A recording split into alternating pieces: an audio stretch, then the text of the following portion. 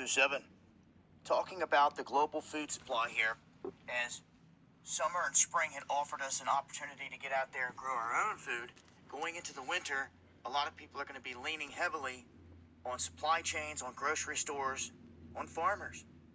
And what we're seeing here is that there is indeed a shortage globally. Now, the UN had come out and had made these statements here not too long ago saying that the world would face famines of biblical proportions. I'm not so sure that many people caught that or heard that warning that they said. So much news floating around every day and happening, all these alerts and warnings. But this is kind of like the slow kill. Like when I talk about the frog slowly getting cooked and not realizing it.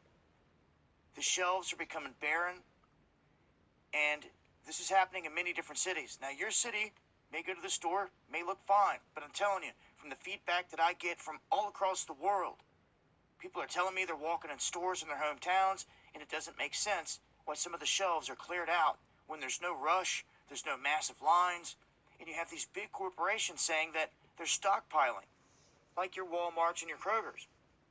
But yet you walk into the store, some of the shelves are empty and they're limiting items, and yet there's no rush on items.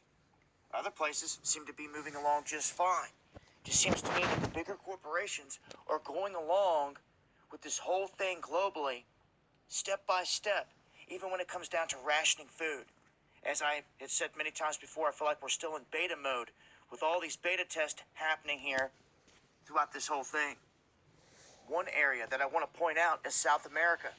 They're now saying that from Mexico City all the way down to the southern tip of South America, there are food shortages,